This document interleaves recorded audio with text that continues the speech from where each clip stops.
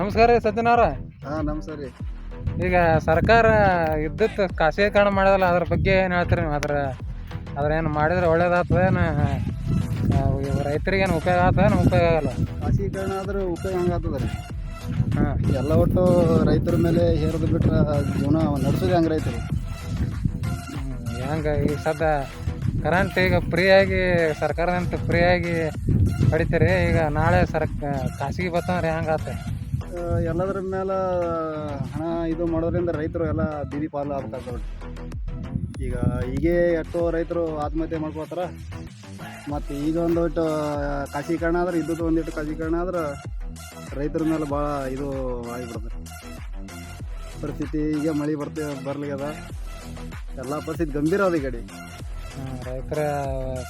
ರೈತರ ಹೊಲ್ದಾಗ ಮೀಟ್ರ್ ಕುಂದಿಸ್ತಾರೆ, ಮನ್ಯಾಗ ಕುಂದಿಸ್ತಾರೆ. ಈಗ ಹೊಲ್ದಾನ ಕುಂದಿಸ್ತಾರೆ, ಹೊಲ್ದಾನು ಬಿಲ್ ಕಟ್ಬೇಕಾಗ್ತದೆ ನೋಡ್ರಿ. ಬಿಲ್ಲ ಈಗ ಒಂದು ಗೊಬ್ಬರ ಸತ್ತ ಇಲ್ಲ ಈಗಿನ ಕಾಲ ಮಂದಿ. ಈಗ ಇದ್ದದ್ದು ಒಂದು ಬತ್ತಪ್ಪ ಅಂದ್ರೆ ಎಲ್ಲದ್ರ ಮೇಲೆ ದುಡ್ಡು ಹಾಕೋದಾಗಲ್ಲ ರೈತರಿಗೆ. ಅದ್ರಾಗ ಬೆಳೆದು ಬೆಲೆ ಸಿಗ್ತಾ ಇಲ್ಲ. ಅಂಥದ್ರಾಗ ಎಲ್ಲದು ಈಗ ಇದ್ದದ್ದು ಒಂದು ಮೀಟ್ರ್ ಇದು ದುಡ್ಡು ಕಟ್ಟೋದಾಯ್ತಪ್ಪ ಅಂದ್ರೆ ರೈತರು ಎಲ್ಲಿಗೆ ಹೋಗ್ಬೇಕು? ಈಗ ರೈತರು ಬಿಟ್ಟು ಮನ್ಯಾಗ ಕುಂದ್ರೆ ನೋಡ್ರಿ, ಎಲ್ಲ ಕೃಷಿ ಮಾಡೋದು ಬಿಟ್ಟು ಸುಮ್ಮನೆ ದುಡ್ಯಾಕ ಹೋಗ್ಬೇಕ್ರಿ.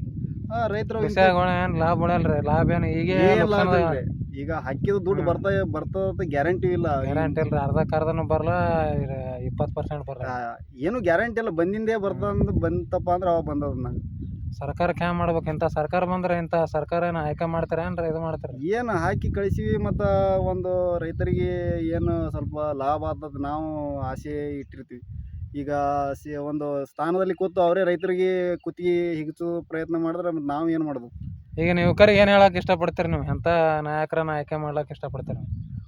ಈಗ ಚಾಯ್ಸ್ ಮಾಡೋದು ರೊಕ್ಕ ತೊಗೊಂಡು ಎಲೆಕ್ಷನ್ ರೊಕ್ಕ ತೊಗೊಂಡ್ರೆ ಓಟ್ ಹಾಕೋಬೇಕಂತೀರಿ ಏನ್ರಿ ಚಲೋ ನಾಯಕರನ್ನ ಆಯ್ಕೆ ಮಾಡ್ಬೇಕಂತೀರಿ? ಈಗ ಯುವಕರ ಕೈಯಾಗದಲ್ಲ. ಈಗ ಒಂದು ಚಾಯ್ಸ್ ನಾವು ಎಲ್ಲಿ ಆಯ್ಕೆ ಮಾಡೋದ್ರ ಮೇಲೆ ಅದ್ರಿ. ಈಗ ಒಂದು ಆಯ್ಕೆ ಹೆಂಗೆ ಮಾಡ್ತೀವಿ ಅದ್ರ ಮೇಲೆ ನಮ್ದು ದೃಢ ನಿರ್ಧಾರ ಆಗ್ತದೆ. ಈಗ ಅಂಥದ್ರ ಮೇಲೆ ಈಗ ನೋಡಿ ಮಾಡಿ ಯುವಕರು ಮುಂದೆ ಬರ್ಬೇಕಂದು. ರಗಡ ಶಿಕ್ಷಣವಂತರ ಅದಾರ ಯುವಕರು, ಆದರೂ ಯುವಕರೇ ತಪ್ಪು ಮಾಡತ್ತಾರ್ರಿ. ಅಂತ ಭ್ರಷ್ಟ ಅಧಿಕಾರಿಗಳ ಮ್ಯಾಗ ಕುಂದ್ರಸತ್ತಾರ.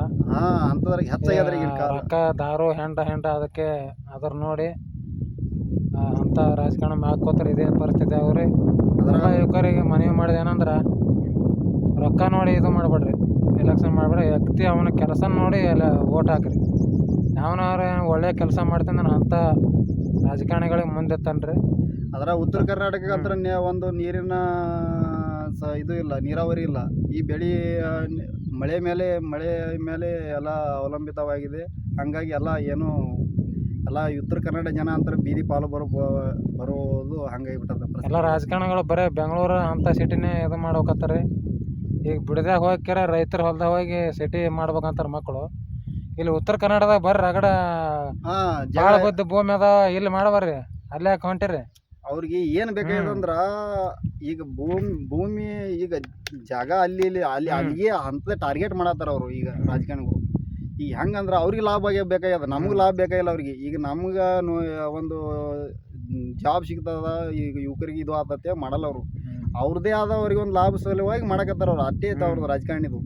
ರಾಜಕಾರಣ ಹೆಂಗಾಗ್ಬಿಟ್ಟು ಅಂದ್ರೆ, ಯಾರೋ ಈಸಾದ್ರಿ ನಾ ಎಲೆಕ್ಷನ್ ನಿಂದಿರ್ಬೇಕಂದ್ರೆ ಉದ್ಧಾರ ಮಾಡೋ ದೇಶ ಉದ್ಧಾರ ಮಾಡ್ಲಕ್ಕಂತಾರು ಅದು ತಲೆಯೇ ಇರಲ್ಲ. ಒಟ್ಟು ರೊಕ್ಕ ಗಳಿಸ್ಬೇಕಂತೇಳಿ ಎಲ್ಲರೂ ರಾಜಕಾರಣಿಗಳು ನಾವಾದ್ರೆ ಯಾರ್ಯಾರು ನೋಡ್ರಿ ನೀವು. ಈಗ ದೇಶ ಉದ್ಧಾರ ಮಾಡ್ಬೇಕು, ರೈತರಿಗೆ ಒಳ್ಳೇದು ಮಾಡ್ಬೇಕಂತ ಯಾರು ಅದು ಇಟ್ಕೊಂಡು ಯಾರು ರಾಜಕಾರಣಕ್ಕೆ ಹೋಗಲಾಗ್ಯಾರ. ಈಗ ಬರೀ ದುಡ್ಡು ಮಾಡ್ಬೇಕು ಅಷ್ಟೇ. ದುಡ್ಡು ಹಗರಣಗಳು ಮಾಡ್ಬೇಕು, ಶ್ರೀಮಂತ ಆಗ್ಬೇಕು, ಜಲ್ದಿ ಶ್ರೀಮಂತ ಆಗ್ಬೇಕು, ರಾಜಕಾರಣಕ್ಕೆ ಸೇರ್ಬೇಕಂತ ಎಲ್ಲ ತಲೆಯಲ್ಲಿ ಅದೇ ಈಗ ಎಲ್ಲ ಯುವಕರು. ಅಗ್ರಿಕಲ್ಚರ್ ಬರ್ರಿ ಅಂತಂತಾರ. ಅಗ್ರಿಕಲ್ಚರ್ದಾಗ ಯಾರ್ದು ಏನು ಲಾಭ ಇಲ್ಲ. ಈ ಅಗ್ರಿಕಲ್ಚರ್ ಬರ್ತಾರೆ, ಈ ಮುಗುಲ್ ನೋಡ್ಕೊಂಡು ಕುಂದ್ರ ಪರಿಸ್ಥಿತಿ ಉತ್ತರ ಕರ್ನಾಟಕ ಜನಕ್ಕೆ ಆಗ್ಯದ. ಈಗ ಮತ್ತೆ ಏನು ಮಾಡಿದ್ರಿ? ಎಲ್ಲ ಗೌರ್ಮೆಂಟ್ ಎಲ್ಲ ಸೌಲಭ್ಯಕ್ಕೆ ಏನ್ರಿ ಕೊಟ್ರ ಯುವಕರು ಅಗ್ರಿಕಲ್ಚರ್ ಮಾಡೋದ್ರಿಂದ ಅವ್ರಿಗೆ ಒಂದು ಏನ್ರಿ ಶಕ್ತಿ ಬರ್ತದ. ಅದು ಎಲ್ಲರೂ ಜಾಬ್ ಅಂದ್ರೆ ಜಾಬ್ ಸಿಗಲ್ಲ. ಈಗ ಏನ್ರಿ ಗೌರ್ಮೆಂಟ್ ನಮ್ಗೊಂದಿಟ್ಟು ಸವಲತ್ತು ರೈತರಿಗೆ ಕೊಟ್ರ ಯುವಕರು ಮುಂದೆ ಬರ್ತಾರ. ಈಗ ಅಗ್ರಿಕಲ್ಚರ್ದಾಗ ಅವರು ಒಂದು ತಾಕತ್ತ ಶಕ್ತಿ ಅವ್ರಿಗೊಂದು ಭರವಸೆ ಬರ್ತದೆ. ಆಯ್ತು.